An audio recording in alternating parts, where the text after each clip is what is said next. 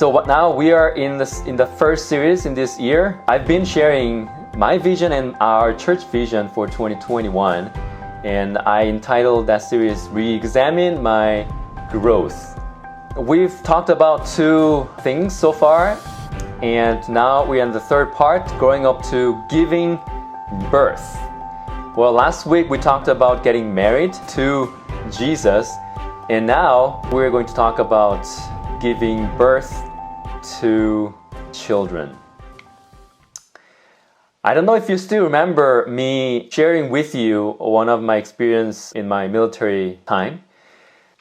I kind of joined military quite later than my friends, around like 4 years later. So most of my friends who had already finished the military service kind of like teased me by saying that, don't talk to me before you do Cbrn training. Well, I've shared this once before, so I don't know if you remember that. So Cbrn training means chemical, biological, radiological, and nuclear weapons. So you actually go into a small space and you actually have to take off the mask that you have to breathe the gas. So when my friends said that to me, I was like, well, that's piece of cake. I can do very easily. But, when I joined military, when I actually experienced it, I didn't know what that meant actually until I personally experienced it. And after I experienced it, after I went through it, I started saying to people, you're not technically a man unless you have experienced it. So don't talk to me if you have not done the Cbrn training. Well, most of the parents now, you may have heard this kind of Korean, I don't know if we have this kind of saying in America too, but in Korea we have I don't know how old this saying is, but one becomes a real adult when married. Well, I'm sorry to the young adults who are single, but I felt the same way that you are now feeling before I got married. I don't understand. It doesn't make any sense. I'm an adult. I already know things that older people know, but I realized this after I got married, really. And most of the parents, I think you understand what I am talking about. What is the main thing in marriage? What do you think? What is the main thing in marriage? Is it enjoying a good meal with my spouse? Is it traveling around the world with my spouse? I mean, yes, all those things are really the good things about marriage, but what I think is the main thing in marriage is this: bearing and raising children. Actually, without a seed of the husband, no one can conceive and bear a child.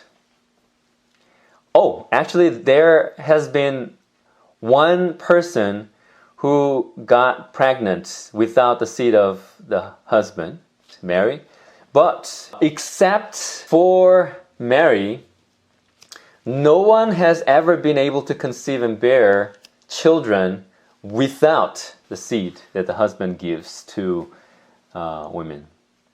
Well, we've talked about this parable a couple of times, but Jesus said that our hearts are like soils where the seed is sown and the seed grows and it produces like grains and fruits.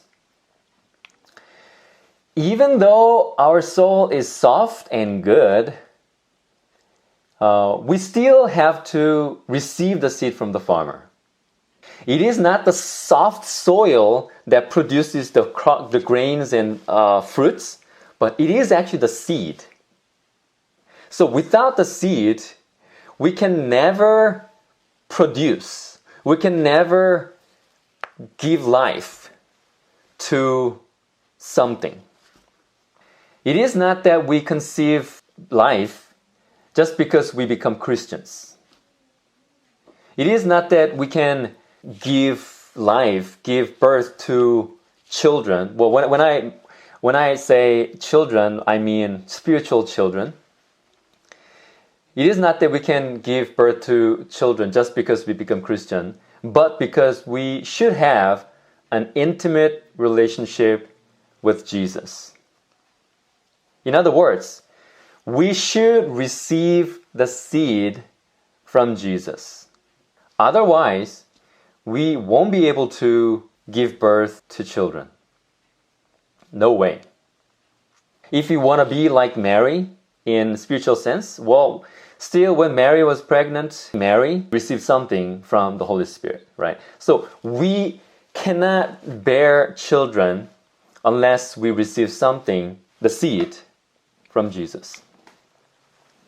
In our life, one can still bear a child without love and intimacy towards spouse. But in our spiritual life, no one can bear a child without love and intimacy towards Jesus. Genesis 4 says, Adam knew Eve, his wife, and she conceived and bore Cain, and said, I have acquired this child from the Lord. So I'm sure most of you have heard the word know in Hebrew. It's yada. It actually means that you know something by experience. And of course here, know means sexual intercourse with his wife. So knowing someone by experience actually results in giving birth to a child. So if we don't know Jesus personally, if we don't know Jesus by experience, we won't be able to bear spiritual children. My wife may not be happy with this picture because I didn't tell my wife that I would share this. I think this was like 2 or 3 weeks before the delivery. Most of you have gone through this, and my wife has gone through this, and I mean, my wife and I have gone through this together. You know, during pregnancy, there are multiple things that the pregnant woman cannot do. We may not be able to eat what we want to eat. I'm sure most of you experience this too. And we may not be able to keep our figure, right? Because we have to keep the life, the baby, inside of the woman. So we have to take a lot of nutrition. And we may not be able to sleep well during the night. And my wife, you know, sometimes I was surprised that I found my wife not sleeping like for a couple of hours during the night. And at the end of the pregnancy, we may not be able to endure the pain.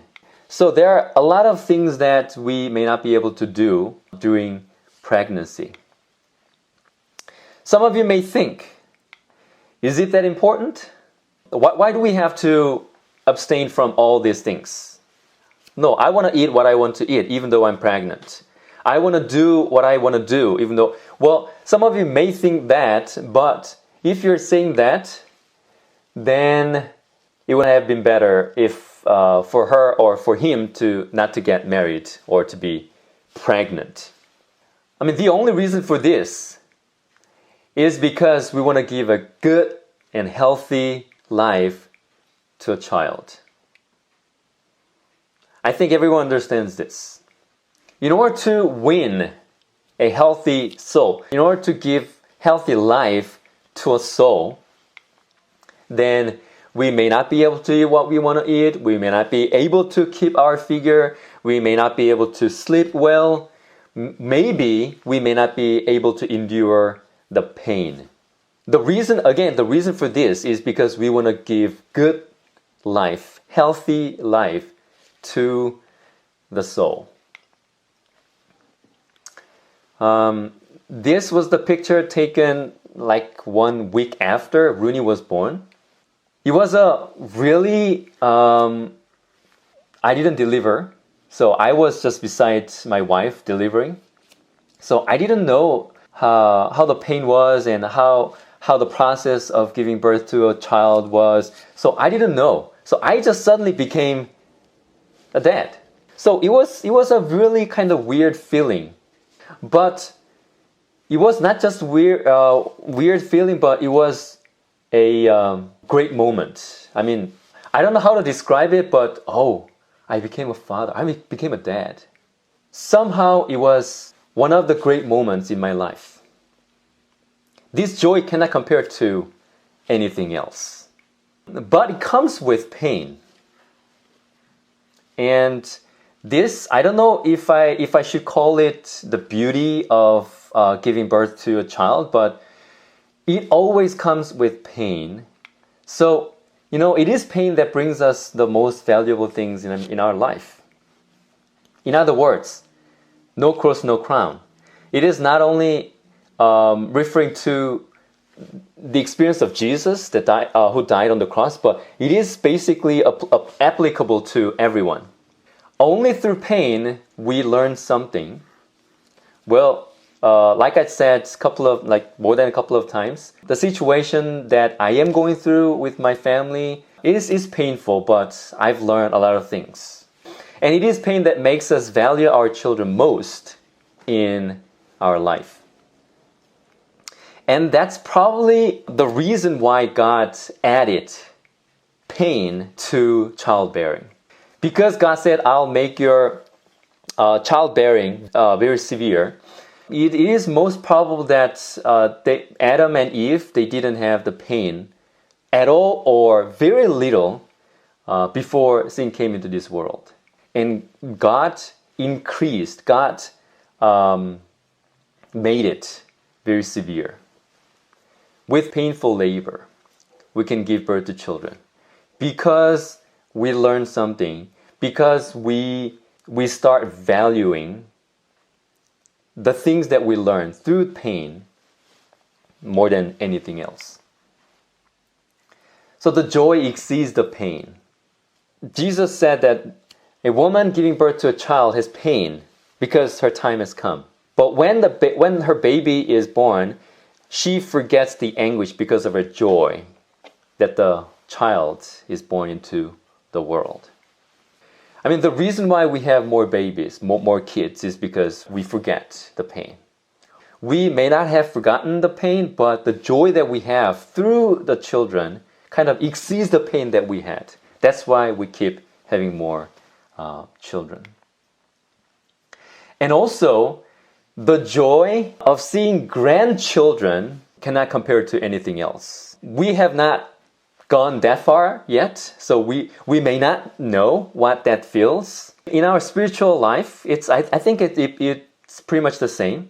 Of course, when we see our spiritual children, we're happy. But when we see our spiritual children giving birth to their children, then this would be something that will make us really happy in our spiritual journey. And Paul the Apostle actually expressed this joy in his book, but I didn't put it up in my screen. So the joy of winning souls, giving birth to spiritual children, cannot compare to anything in a spiritual journey. The joy of seeing our children giving birth to their spiritual children cannot compare to anything else. The first souls for us to win should be our children. I am really working hard to communicate to my daughter the beauty of the gospel, the beauty of the Bible. And you know what? Actually, when I try to make my daughter understand the Bible, I get to discover something new, something more profound. When I try to make it very simple, I get to find something very simple but still profound. So when we try to give a new birth to our children, that is an experience that God really wants to give us. And that's why I said that this year, hopefully from this year on, I am not going to try to teach our kids directly, but I will try to help our parents to teach the kids so that they can be baptized. Because it should be their parents that wins the soul of the children. In order to give a new birth to our children, it might take us hardships and pain. Even if it's not the spiritual blessing but the worldly blessing, we sometimes, if we want to give our children even this worldly blessing, we sometimes have to abstain from many things. We cannot give this worldly blessing when we enjoy whatever we wanna do. We sometimes have to abstain from some things. So here, we should abstain from eating what we like to eat. Spiritual sense. We should abstain from reading what we like to read. We may have to abstain from watching or hearing what we like to watch or hear. And we should abstain from saying what we like to say in order to give really good and healthy life to our children. Here, Genesis, we know the story of Enoch. After he became the father of Methuselah, he walked faithfully with God 300 years and had more sons and daughters. It is after we bear spiritual children that we truly start walking with God. Did you hear that? Let me read it again. Here, Enoch, we know that Enoch walked with God for 300 years, but here the Bible says that after he became the father of Methuselah, he walked faithfully with God 300 years. So after we bear spiritual children,